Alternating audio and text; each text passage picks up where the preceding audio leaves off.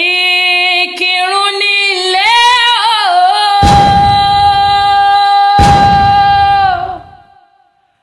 mo ní ìkìrun nílé ìkìrun nílé Adétúnjí ìkìrun nílé ọmọ ọlọ́dún ìkìrun nílé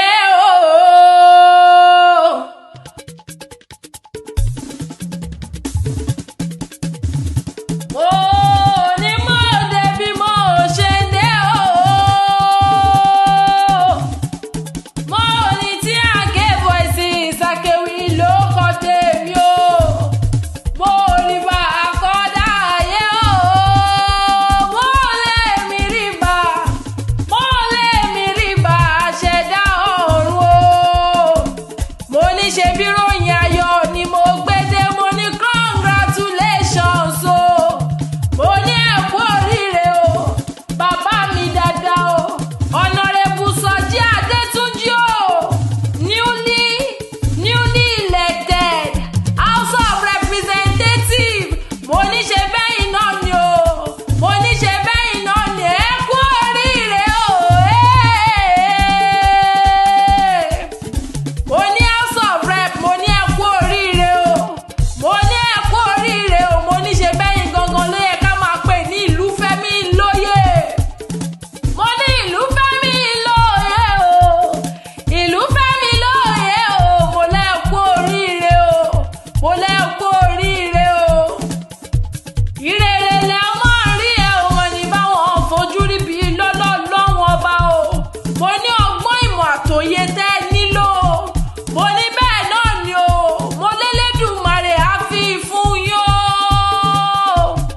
mo lélẹ́dùmarè á fi fún yín ẹ ò ní ṣiṣẹ́ ẹ ò ní ṣílẹ̀ tẹ̀ mo ní ayé ló bínú kan tí wọ́n sọ kan sómi ayé ló bínú iyọ̀ tí wọ́n dayọ̀ sẹ́ẹ̀pẹ̀ ayé ló bínú ẹ̀dùn tí wọ́n ń ṣẹ́dùn nìkan ayé ò ní bínú yín tẹ̀bí tilétilé lágbọ́ ọlọ́run ọba mo ní happy Father's Day to you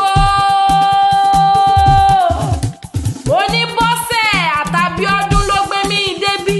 wọ́n ní kí n kí yín kú oríire ipò tuntun wọ́n ní kí n kí yín wọ́n ní kí n wá wípé happy Father's Day to you àyájọ́ ọjọ́ àwọn bàbá rere bàbá tòótọ́ jígí tí ò ní fọ́ láíláí happy Father's Day to you ìkírun nílé ìkírun nílé tí í ṣe lé bàbá tó bí ọlọ́mọ gangan máa kí ọ bí ológun ẹrú mo ní máa kí ọ bí oníwọ̀n gbọ̀n ìwọ̀n fà ìkírun ọmọ agun bẹ́ẹ̀ ọmọ onílẹ̀ òbí ọmọ ẹlẹ́ni àtẹ ẹ̀ka ọmọ ẹlẹ́ni ẹ̀wẹ̀lẹ̀ mo ní ọmọ ẹrú kò gbọ́dọ̀ déré ìwọ̀fà wọn kò gbọ́dọ̀ dòtò nkòrò mo ní ìbílẹ̀ àgùnbẹ́ ní gbọ̀fà lórí ọmọ bíi sùjìnà tó máa lóhùn mú bọnu mo ní ìrẹ̀lẹ̀ mọ́kànlá nílé bàbá tẹ̀yìn ìrẹ̀lẹ̀ tí mú kírun rokun tí mú rọ̀ṣà mo ní ìrẹ̀lẹ̀ tí mú kírun dùn gbọ̀ngbọ̀n mo ní ọ̀yá ṣetán ọ̀yá wọlé nílé ra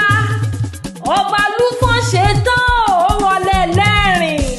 ìgbà tí ìrẹ̀lẹ̀ ṣetán mo ló wọlé nílẹ̀ kírun mo ní gbọ̀ngàn láàmúdùbọ̀ ọ̀sùn nílé bàbá tó bí ọlọ́mọ mo léyàn tí rè kírun